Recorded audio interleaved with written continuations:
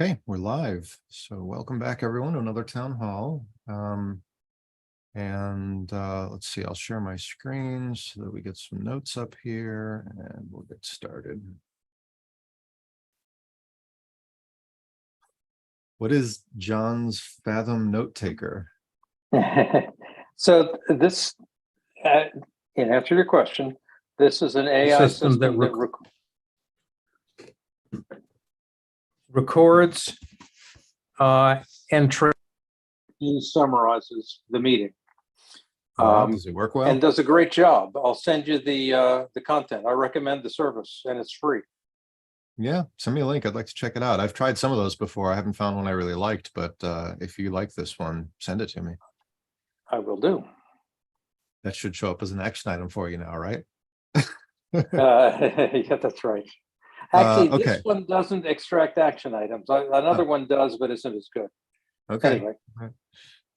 Okay, so speaking of action items, this is just kind of a reminder to write something up about the fiscal sponsorship agreement. As I have reported, we're now taking a new set of bylaws to the attorney, and then we will turn to the discussion of whether those new bylaws should be offered to our existing nonprofit or whether we will create a new one, and in which case I'll write a different description for e-NABLE. Very good. All right, so as a reminder, I am out all next week without any kind of connectivity. I'm going to be completely offline for the week, just me in the woods. So does somebody else want to run a town hall, or do we just want to skip a week? Personally, I want to skip a week. I have a June 1st grant deadline. Okay, let's just do that then, unless anybody else is opposed, which I'm not hearing. Okay, let's just skip the week. I will try to remember to put a note in the hub. I would have asked Sarah to help me with that, but I will try to remember to put something. In fact, I think I already did on the calendar for next week. I think I already put a note there saying that it's going to be skipped. So hopefully people will find that. And we will regroup the week after. Our fund balance hasn't changed, and that's going to be relevant to today's conversation. So we're currently standing at $36,843. And we don't have posts from the hub this week. It's something Sarah usually handles. She had something come up of some urgency. Sarah does have a couple that she flagged for us if you want to turn to that. Yeah, do you have links for me, or? Let me see. What she said was there was one new post this week. I updated the workflowy notes with it. Oh, okay. I didn't, all the ones that I saw in here looked like they were the ones we reviewed last week, so I got rid of them. I don't know if maybe she just added them into that list, in which case I deleted her new one. Okay. We'll survive. Yeah, let's just skip it for this week. Okay, so our next meeting coming up is today, the Bionic Design meeting right after this one. I'm going to be helping to get that one going since Sarah's not available, but I won't be able to stay, but I'll help them get the Zoom session going. That's going to be Jeremy, I'll do what I want to do what I can just to lighten the burden on you. So I will agree to attend that one. It's at noon, right? Yeah, just following this meeting.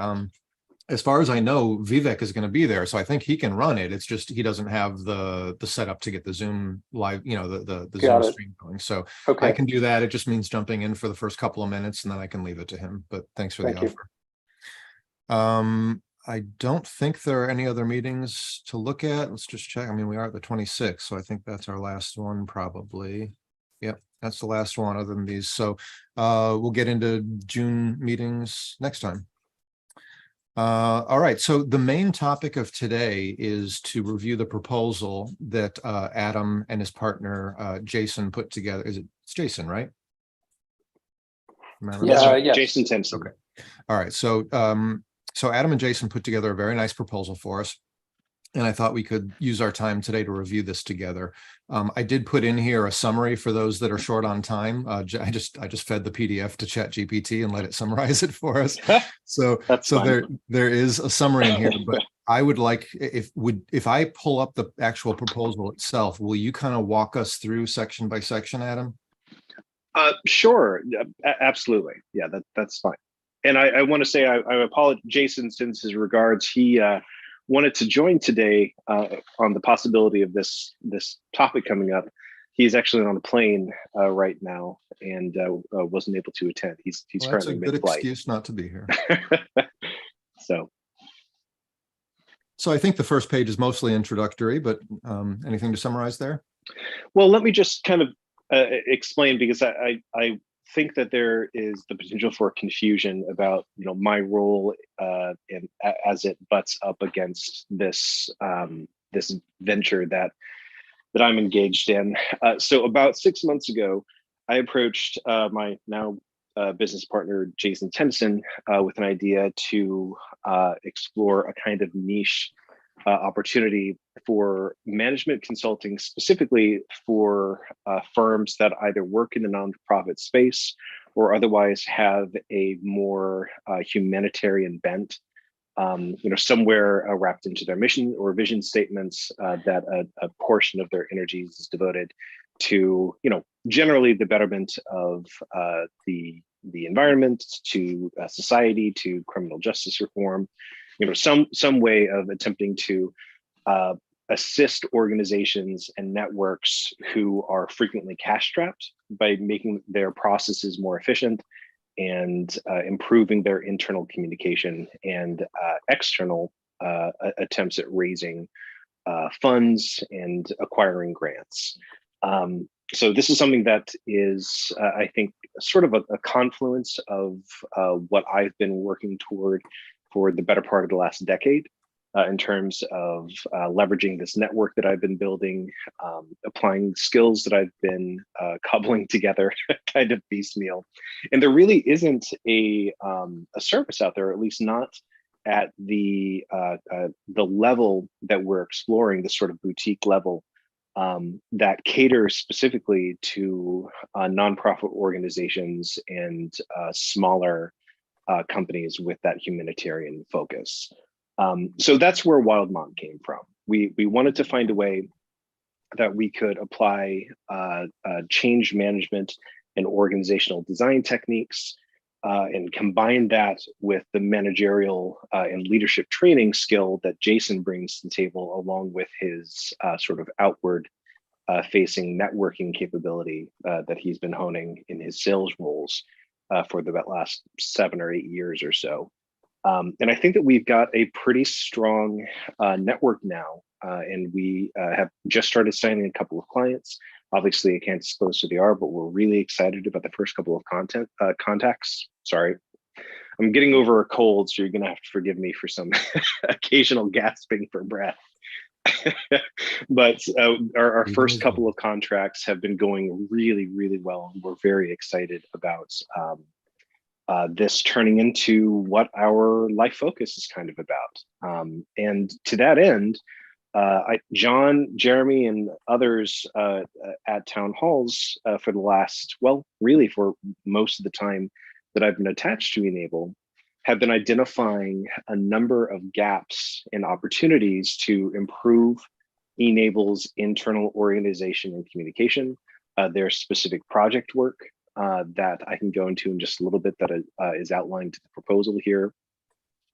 And there is a lot of opportunity to significantly increase our bank, because we are, I know that we're dependent upon a small number of reliable donors, but I think by turning toward some more modern public fundraising opportunities, and looking at targeted grants through a couple of organizations, both national and private, that I think could be a great benefit to e-NABLE and in line with our focus. I think that we have a lot of potential to expand our reach and kind of drive home a lot of these things that have been sort of swirling in these town hall discussions for the better part of the last year. So that's where we come in. I wrote up this proposal as just a way to outline what Wild Mont generally does.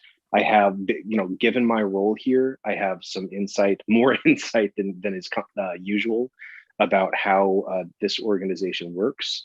And we can talk a little bit about the pricing structure that I put together, but I just want to say at the onset, that because e-NABLE would be a very strategic partner, and because I've got a personal stake here, we have a we've offered a very steep discount to the hourly rate that we're looking at for Wildmont. So before we get into the details here, I just want to add a couple of comments to what you just said. Sure. Because I'm hoping that one of the things that we'll talk about here as a next step is we are going to have to write something up for Lumio to allow the community to kind of vote on how to proceed. And I think sharing this very recording would be a very good part of that proposal. We can actually let people watch this to get a better understanding. And so I just wanted to give a little bit more background that everything that we're going to be talking about here in this proposal, these are not things that we haven't tried. These are things that we've been trying to figure out how to do for a long time. And these are things that we've had multiple people sort of come in and say, yeah, I think I can help with that. And I think what we've learned over the years is that it's probably just not realistic to expect volunteers to really be able to adequately cover some of the things that we're going to be talking about here. And that's kind of what brought us to this discussion of, maybe it's time to think about more of a formal kind of a partnership with an actual, firm that could help get this done for us. Because expecting, just volunteers in their free time to be able to get some of these things we'll be looking at done is just, I think, kind of unrealistic. And so that's just a little bit more about how we got to this point.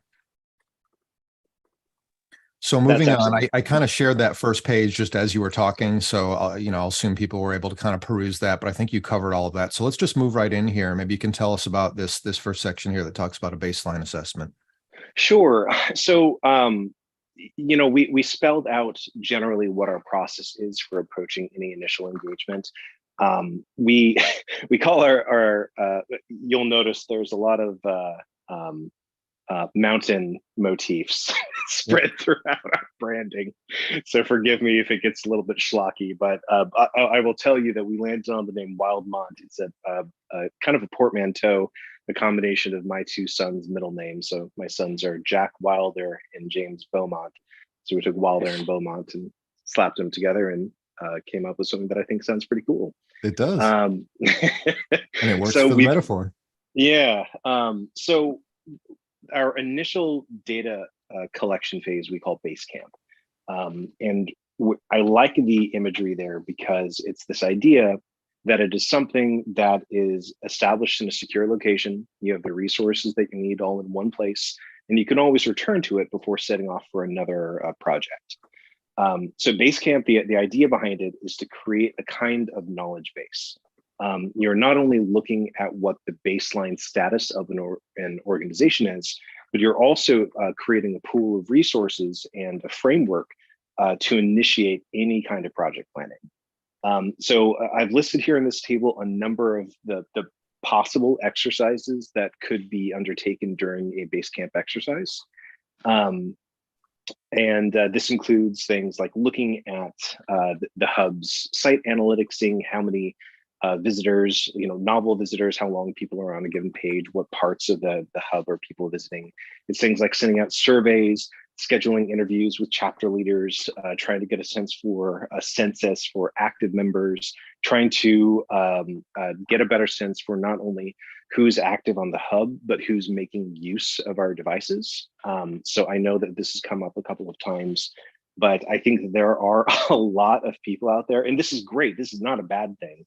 I think there are a lot of people who are getting designs through e-NABLE, printing them for individuals, and then going about their way, having helped a person, but we don't have visibility into how has that person specifically been helped, and under what circumstances did they find e-NABLE, and how can we maybe improve things down the line, and what data can we collect from their post device, what kind of functional assessments can we deliver before and after a device is given to a person to really get a sense for what good these devices provide.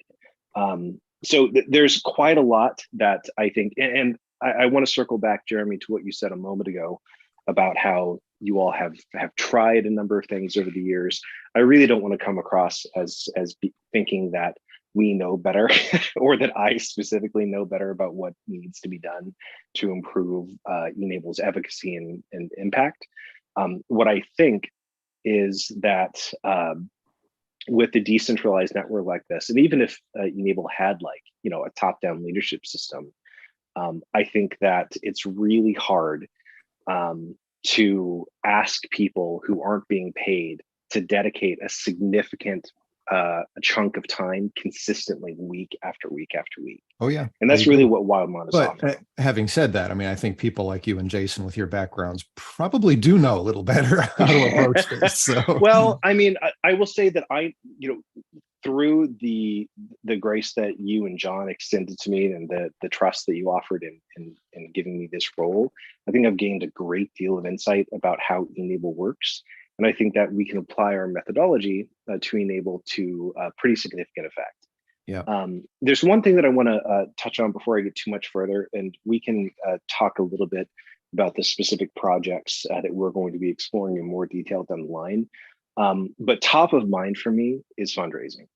And that doesn't mean asking community members for money. I think that that's an option. And if that's something that people want to explore, or if it seems like that's not going to turn off community members to ask people for funding for specific project work, then that's great. But really, I'm looking into public fundraising sources, searching for corporate sponsors, and then maybe most importantly, looking for state, federal, and private grant programs with a specific project focus. Wildmont is very well positioned for grant writing. I've got a fair amount of experience here in this space, and I can say that John, you can attest to this. I was frantically texting John a week ago in the evening because Jason, after I let him know that it looked like we were given the green light to submit a proposal to y'all, he immediately found a grant that had an application window closing on Monday of this week. So a few days ago it closed. We did not have time even to get registered through the Administration for Community Living site to apply for it.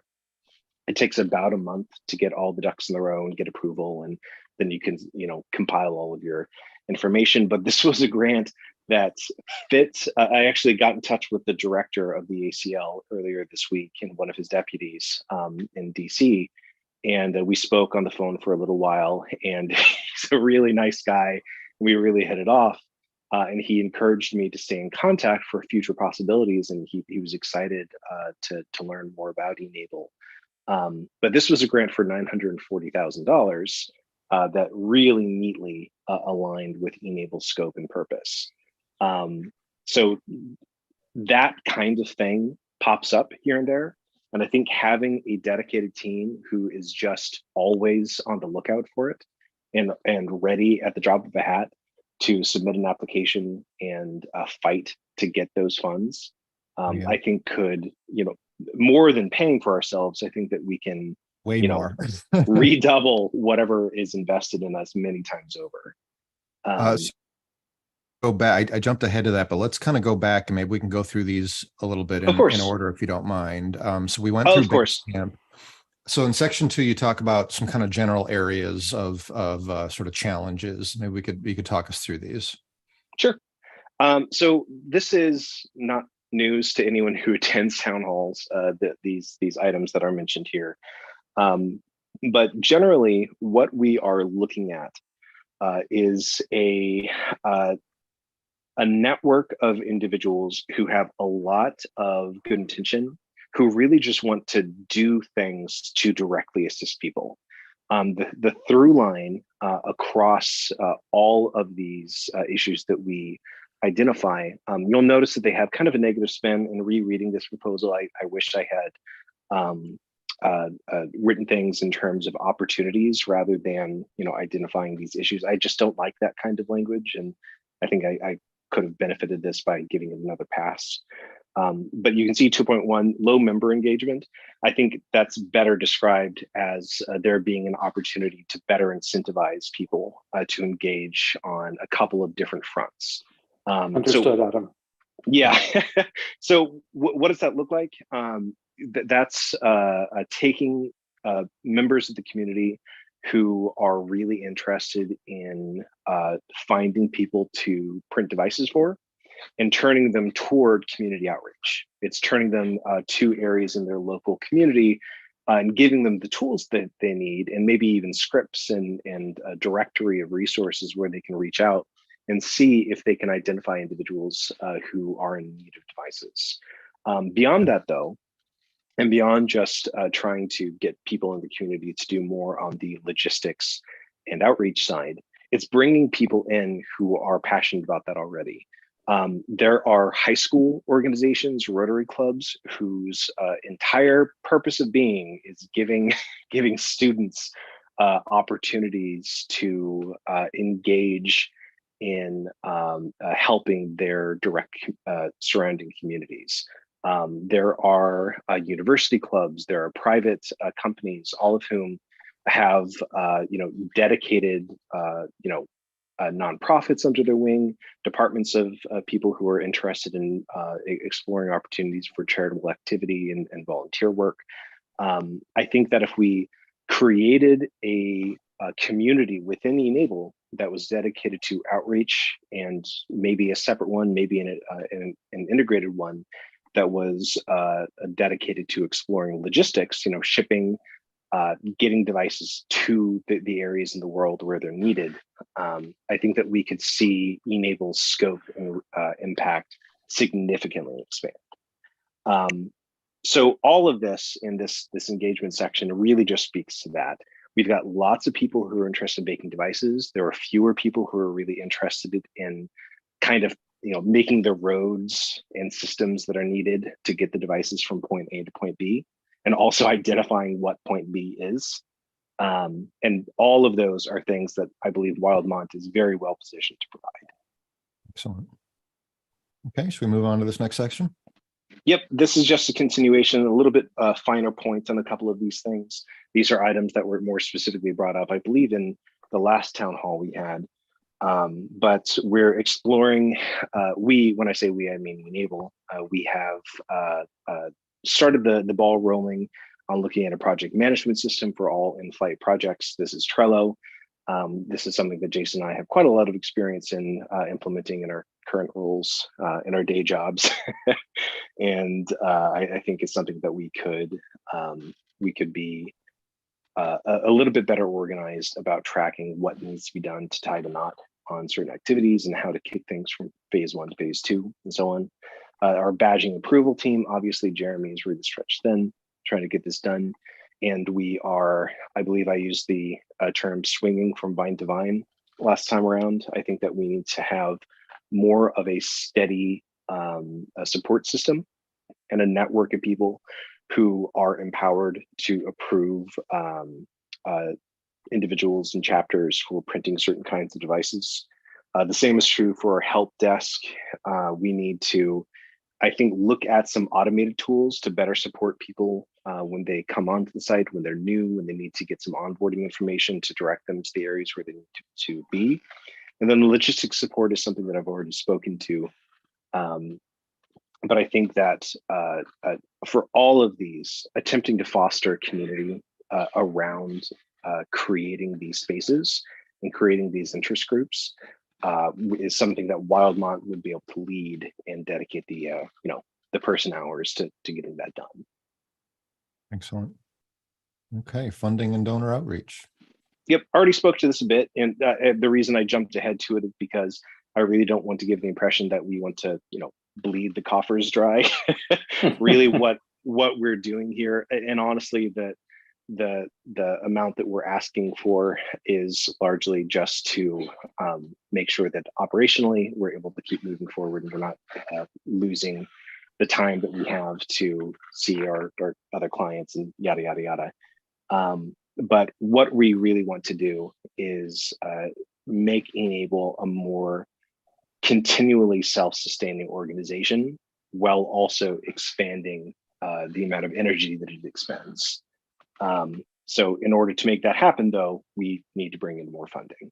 Now, that can come in a couple of different forms. I've spoken already a bit too much probably about government grant opportunities, corporate sponsorships, public fundraising. This is something that Jason is particularly excited about. He's he actually is very experienced with streaming, with social media campaigns, with TikTok. He's another MBA. I didn't really talk too much about Jason. He's actually a nurse by training, who's worked in healthcare IT for the better part of the last decade.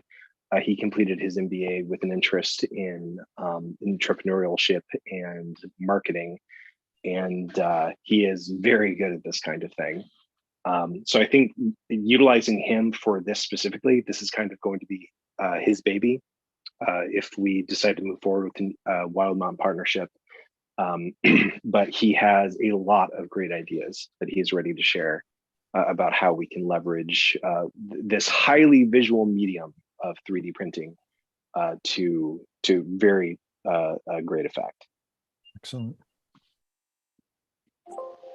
And networking events is another part of that. Yep, that's right. So this is something that I was kind of soft launching with my presence at the AOTA last month, trying to see how that can be done. I made, gosh, 24 contacts there that I've been in communication with since the event last month. And there are, from that one event, there are researchers in Cameroon, experts in telehealth, a lobbyist with the AOTA for the federal government, who's based in DC, who had a lot of insight about specific organizations that we could piggyback on to get more of a global outreach infrastructure in place. And let's be clear on. that that's just from you going as an attendee. That's not us. That's right. Not having any kind of formal, presence or giving a talk or any of the things that we could do that would boost that effect quite a lot. Exactly. And, there was also one really exciting panel that I attended was an inventor showcase, quote unquote, which was actually, in my opinion, more of a Shark Tank thing. Where people were pitching their business ideas, and then there was a sort of a grant program there. I think the just giving e-NABLE an opportunity to showcase the work of our community, to show the devices that we're creating, the people that we're helping, and doing it in a formalized space. That I am generally not fond of many aspects of conferences. I think that there's a whole lot of fluff and faff, but I can tell you the names of about 20 people that I met there. And I am pretty certain that those 20 people could tell you my name too. And I think that just that exposure and the ability to connect, to network, is something that e-NABLE has not done in recent years and could be very transformative. I will also say that one of the groups that I spoke to was Hanger, and they had a number of representatives there. I talked to about 4 or 5 of their reps, including a community outreach director. And we had a very productive conversation. They were very impressed by the devices that I brought that were supplied by a couple of our e-NABLE chapters. They commented on the sturdiness and the utility of the design, that it was very cool looking. And it was, it was not at all standoffish. I made it very clear what e-NABLE's position is in the American prosthetics market. And I think that it was received quite well. I think having more opportunities for that, attending more conferences, attending more events that are sponsored by groups like Hanger, like I believe it's Resna, like some other of these technology group, national and state level conferences, all of that will only increase our brand and profile. And I keep saying brand. I know that e-NABLE really doesn't think of itself in that way, but that's likely how Wildmont will be.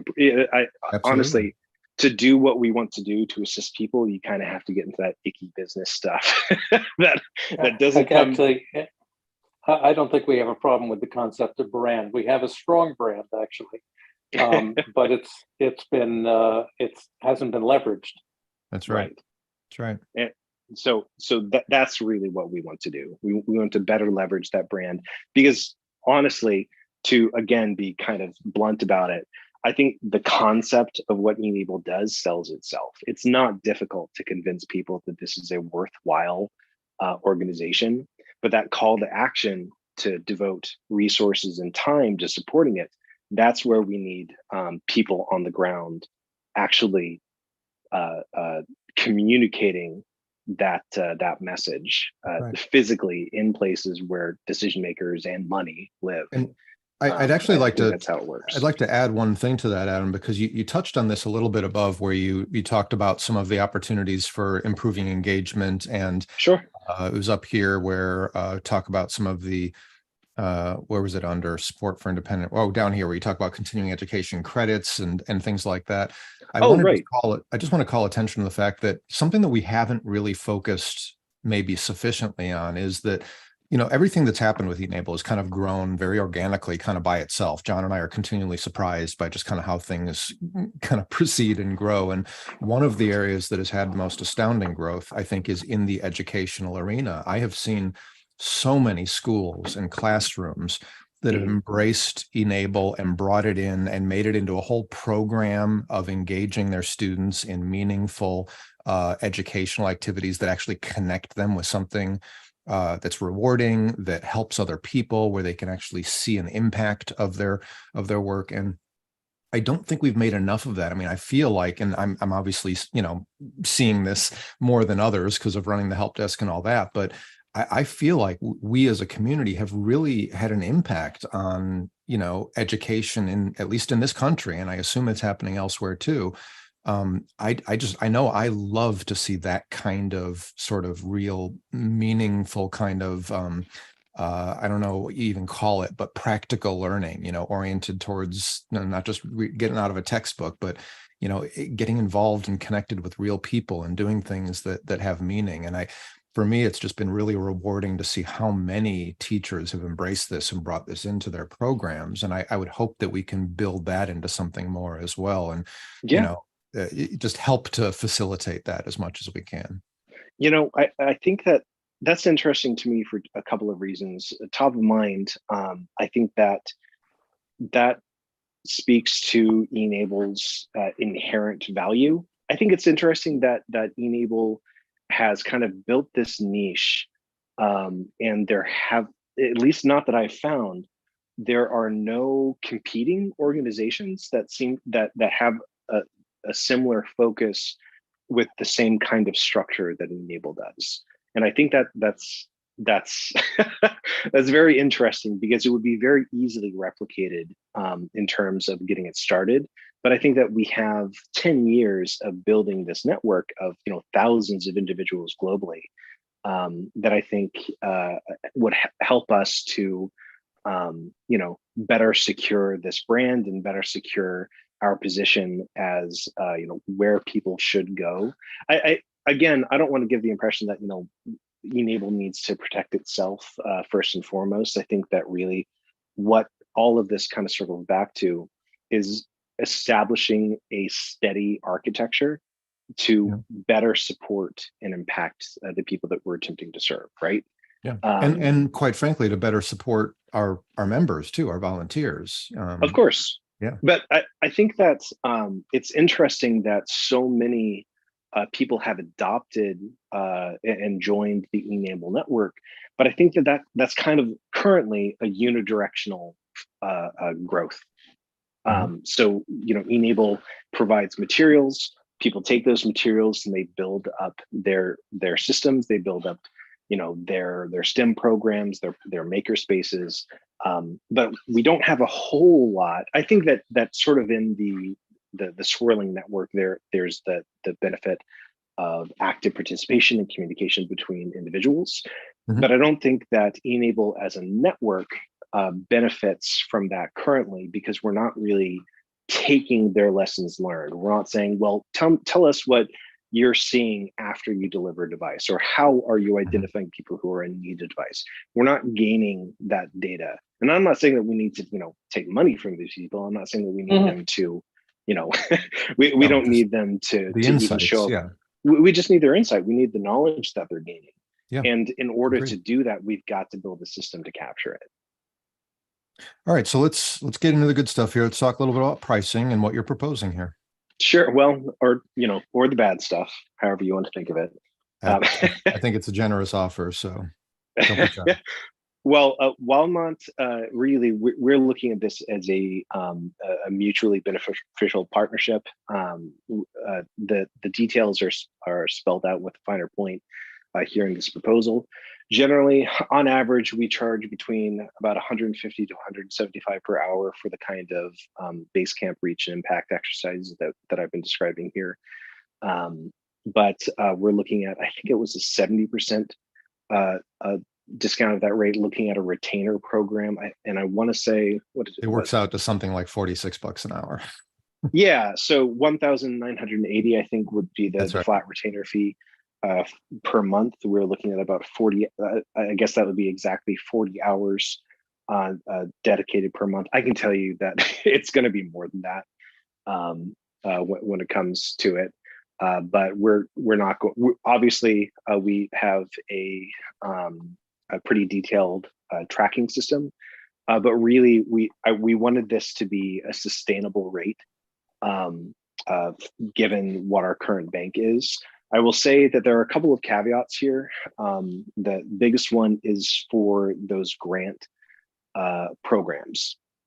So part of what we would be exploring would be donation and fundraising. Jason and I went back and forth a little bit. We both agreed that was in poor taste. A lot of firms will do this thing where when they're working on fundraising initiatives, they will offer to fund, X number of dollars, taking nothing off the top, but after a certain cap, they'll, take 10 cents of every dollar or whatever of funds raised. We're not going to do that for at least this contract as it currently exists. We are not interested in taking any money that we raise on behalf of e-NABLE. For grants, though, that's a little bit different, because what grants would be exploring would be seeking funding specifically to facilitate Wildmont's ability to do some of these bigger efforts. One of those efforts that I'm most interested in, now obviously this is where my interests get a little bit conflicted as both e-NABLE's outreach director and the founder of Wildmont, is that I really think that we have a lot of potential for exploring assistive technology and rehab engineering writ large. The grant through the Administration for Community Living that closed earlier this week, that just shy of $1 million that was being offered to organizations was for research and development in rehab engineering, specifically focusing on prosthetics and assistive technology. It's a huge miss that we weren't aware of that until the deadline. But in speaking to the director there, they have opportunities like this pop up semi-regularly.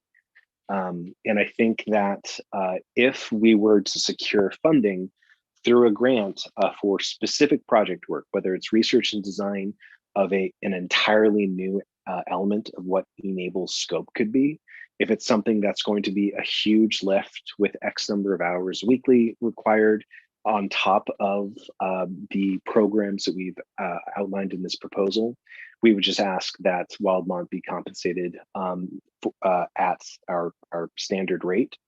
And I've kind of lost my place here, but really that's just to, I believe, to incentivize both to better justify the grant proposals that we write, because part of any given grant will be seeking funding for the time dedicated to building the program. But also, it's just that would be much more involved than the kind of thing that we've been discussing up to this point. So if I may, Adam, I'd like to just kind of sum up what we're talking about at a monetary level here, so that we can start thinking about next steps, because you've done a wonderful job of outlining everything in this proposal.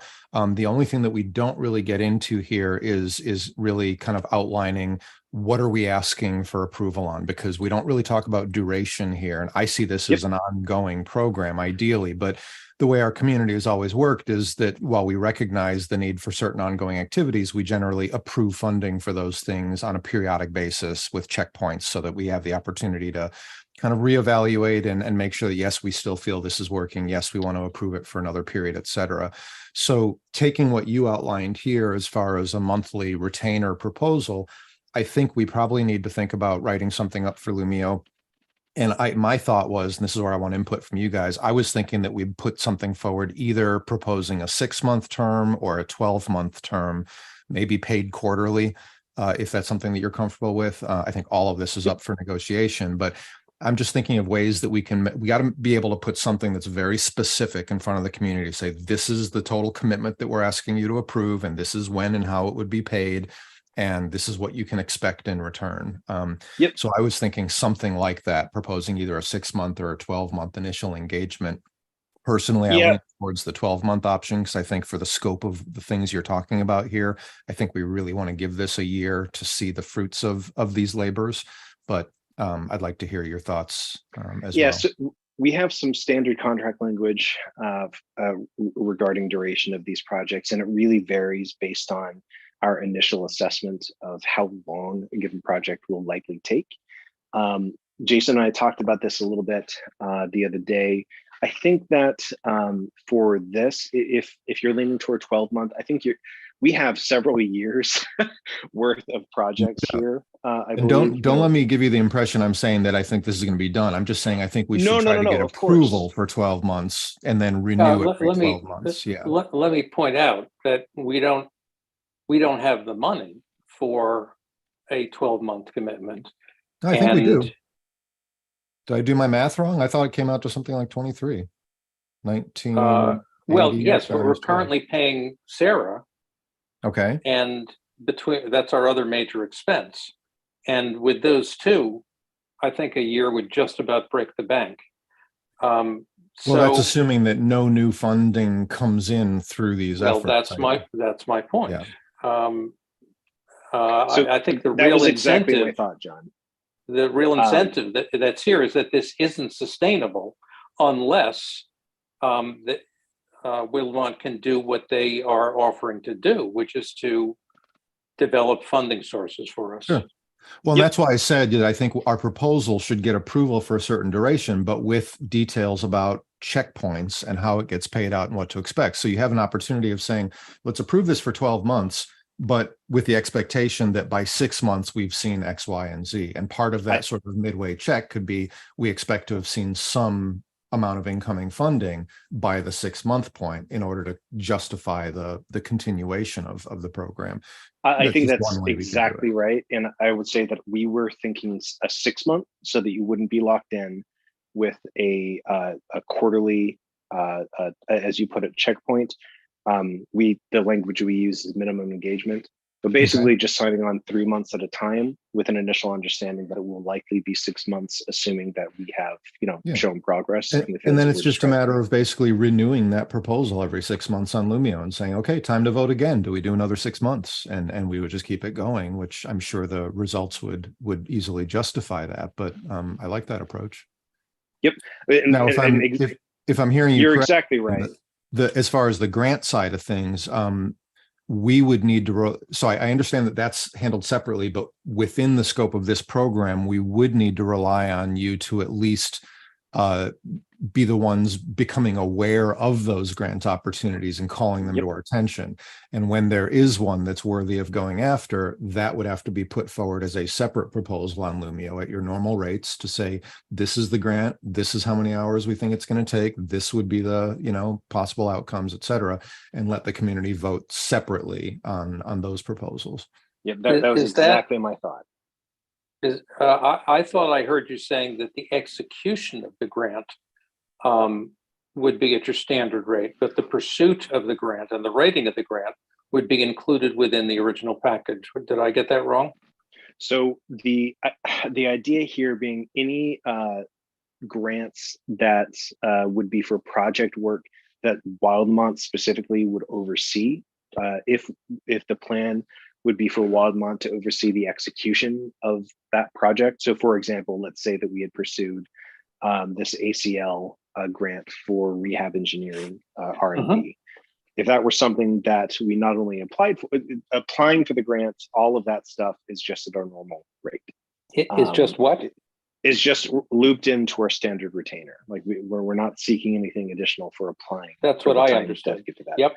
Okay, For then the I execution of misunderstood that, to execute that, to lead that project, that would be at Wildmont standard rate for whatever the duration of leading that project would be. So I have to say I'm a little confused then by the wording, because the reason I had the understanding I did is because it says here that grant capture is aimed at identifying, applying for, and securing funding. And it's indicating that these activities would not be covered, would be outside of the standard monthly fee, but you seem to be saying something different. So right there, so it's the paragraph is split. Maybe that's part of it. So if you scroll down just a bit. Okay. Importantly, should e-NABLE elect to make use of our grant capture service, should Wildmont be successful in securing funding. Oh, the work involved in executing the function of these funds. Okay. Yeah, you're right. I misread that part. Okay. No problem. So Okay. if right. that's not tenable, if that doesn't seem doable, we can absolutely No, revisit that actually makes me feel much better, because that means That's that right. the very important part where we have always failed, and that is identifying the grants and going after them and actually doing all the hard work of applying for those grants. You're saying that is included in this program. Right, because That's what right. we would And- want to do is continue the work that our services are at the baseline retained for, even if we are spearheading these additional projects for which we've attained grant funding. I think that sounds wonderful, especially because then in the act, all these grants require you to document how the funds are going to be used. And that would give you the Exactly. opportunity to lay out upfront at your standard rates how much of that money would go towards supporting your work and executing those functions. So I think that's a great approach. Right. Exactly. And then the funder, of course, is doing due diligence on the rates and the services and so on. That's right. If they think it's a good investment on their part. And we think that it is consistent with our mission and our trajectory, then it's a win-win for all parties. Correct. Absolutely. Okay. Well, okay. Let me just look. Oh, section 4, a vision for the future. I don't know if that's something you want to touch on, Adam. It's very schlocky, Yeah. but really, this is truly how I feel about what I think e-NABLE can be. I think that e-NABLE, more from being a network where people can share ideas and design things, I think at its core, that's what e-NABLE should remain. I think that we can build upon that sort of central engine to be much bigger than we are today. I think that e-NABLE can exist as part of the infrastructure of the American healthcare system. I think that e-NABLE can exist as a global organization that's connected through various nonprofits and governmental agencies to be an alternative, a source of assistive technology and prosthetics for individuals who can't otherwise attain them. I think that e-NABLE can be a more mission-oriented organization that identifies communities and opportunities to assist people in the developing world. I can tell you that my Kabul initiative in Afghanistan, I've had a very hard time on my own trying to get this off the ground. I wanted to mention that I've got a couple of chapters, one in DC, one in Canada, who are committed to sending a couple of devices. And I wanted to also, outside of this proposal, request that their costs to ship devices be covered by the e-NABLE fund. It shouldn't be more than a couple $100. Yeah, and that's the kind of thing that we can just approve in one of these town halls, Adam. I know. I just wanted to say that before I forget. Yeah. So let's. I'm sorry to jump in, but I'm just looking at the time. We're into our final 10 minutes here, and I do have a hard stop for the Bionics meeting. So let's talk next steps here. I don't think it's going to come as any surprise that I'm a strong supporter of this. I think it looks wonderful. And I wish we could just take a vote and say, let's go do it, but we can't. This is beyond our approval. So we need to write up a proposal for Lumio. And I think the first question is, who's going to do that? It probably makes most sense for you to take the lead on that, Adam. If you're willing, I'd be happy to help you and support you with that and get you the template and all that sort of thing. Are you open to that? Or do you I'm open to it. I worry. The only thing I'm concerned about is the perception of a conflict of interest, given Well, my okay, role. fair enough, because it's coming from this as an outside entity. So maybe I don't want to volunteer myself, but John, are you in a No, position to? I'm happy to do it, but Adam, I think, in the interest of transparency, you should indeed, in the interest of transparency and expediency, you should indeed draft the proposal. And Okay. then I think that Jeremy, I, and you should collectively propose it. Okay. Okay, so Yeah. John, Jeremy, I'll spearhead that. If you could, I believe I have the template, but Jeremy, if you could share that, just in case, I need a more up-to-date one, that would be great. Of course. So I'll get you the template. It's pretty simple. It's basically going to be most Sure. of the fields of kind of what we're asking for in the proposal. You can just kind of say refer to the PDF because it's all in there. And I would Gotcha. also encourage us to include a link to this recording so that people can listen to this and get a much better understanding. And then the rest is just going to be a little bit of background. You'll want a brief summary at the top. You're going to want a little bit of background about yourself in there. But yeah, it's you already have most of the information, excuse me, of what this is going to be looking for. Okay. However, Great. A couple of notes. Yes. Many people won't actually read the PDF, so you do want to have the essential, Of course. deal points up in the top. That's right. Uh, Feel free to use some of what's in here. There is a nice summary of each of the sections in here, courtesy of ChatGPT. Use it if you like. You got it. And you should run this proposal back and forth with us. But I want to give you, if we have 3 minutes, just a few high-level points. One is, this implies, a significant advancement in the organization and potentially several changes in its character. And I think you have to be conscious of that, and we need to be frank about it. I love that vision of the way you described the test kitchens in rehab centers with the volunteers in the center, now actually playing the role of volunteer technicians in a medical setting where they're interacting potentially, but under supervision, with the professionals and the patients. That's really what they want, is to use their technical skills. And frankly, I don't think they'll take the lead in outreach unless they feel they've got the appropriate backup. So that's my second point. On many of these things, I think you want to recognize that there is a professionalism and an understanding of the professional community and of the patient community that our volunteers typically don't have. They would like it, but they don't have. And so if you're talking about turning them towards outreach, I think you should build into it being with them on the initial outreach calls, brokering the relationships so that you can help appraise the volunteer's ability to hold up their end of whatever relationship you're talking about, and have the prosthetist understand that they have you available as an advisor, consultant, collaborator, and, pardon me for saying so, volunteer quality control consultant. Well, John, I can tell you that I already have an outreach training packet outlined that I've been working on for the past couple of weeks. And I've got a script for a video knowledge transfer, a little training for people who are interested in this that I've been working on. So that's an excellent point. And I think you're absolutely right. That making sure people have the resources, not only for this rehab engineering attempt, but also if people are interested in logistics, if people are interested in managing help desk or badging systems, we need onboarding more than just a call with a person to say, well, this is how this works and this is how that works. We need processes written down. We need an internal knowledge base, and we also need an external facing knowledge base for people who are interested in making use of e-NABLE's products, not products, but designs in a way that is more easily accessible. Right. The other high level issue is, we have two missions at this point. One is to get prosthetics to those who need them.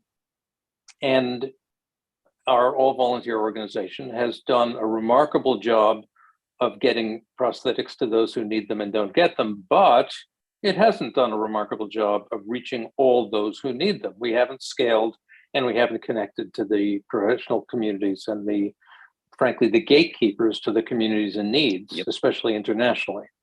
So that's mission one, and I think you can help there. Mission two is to support a volunteer community of people who are using the internet and the blessings of the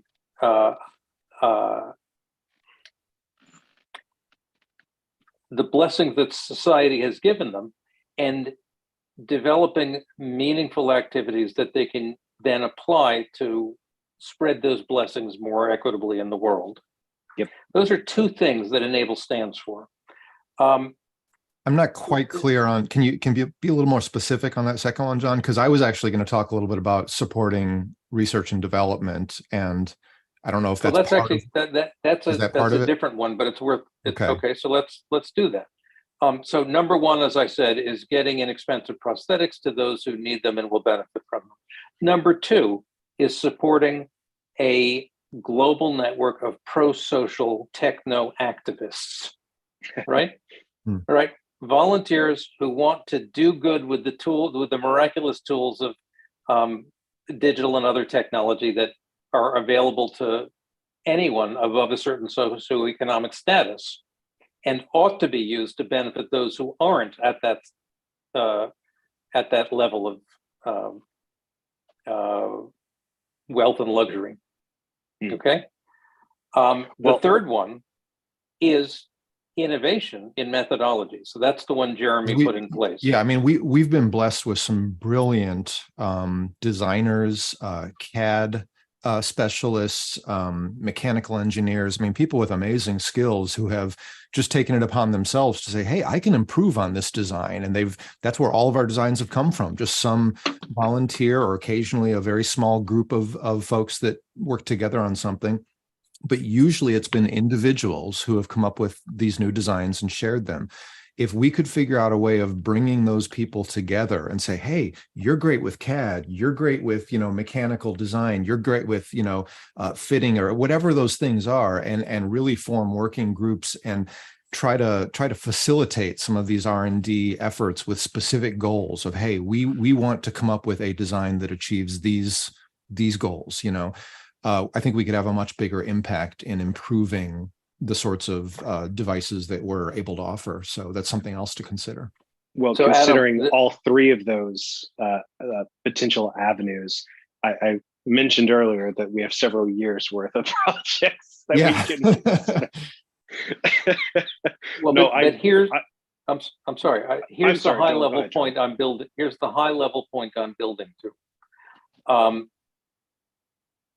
Your activity in this area, if it is effective, could either help us build out that sweet spot, the intersection and the Venn diagram of those three goals, and that would be fantastic.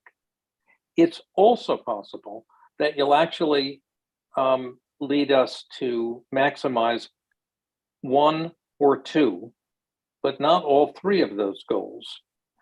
I could imagine, for example, that given your background and what we hear, that the professional community might well use this, might get on board and end up simply adopting our technical solutions and then professionalizing them and leaving our volunteers, frankly, behind. That would be a shame, but if it gets devices to all those who need them, I'd be okay with it. Similarly, you might be able to really revitalize and energize the volunteer community, helping us to expand into other directions. And yet,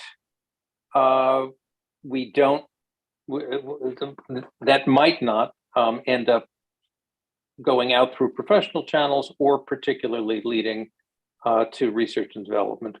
Or, and we've seen this happen in times in our history, we might end up becoming an elite corps of inventor volunteers of the sort Jeremy has been working with, who could work with professionals, but that would leave the masses of volunteers behind.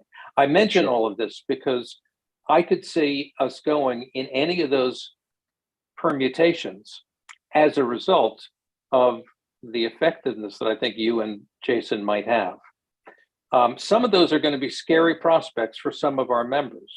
And so I think you want to be sensitive to the possibility that A, you can hit the bullseye on that Venn diagram, or B, that there will be concerns that this would take us away from our away from that bullseye, which for many people Guys, is what attracts them. You I'm have sorry, to go, I hate to be the Jeremy. bad guy. I got to get the bionic course. disease meeting going. So I got to say Thank you for that goodbye. insight, John.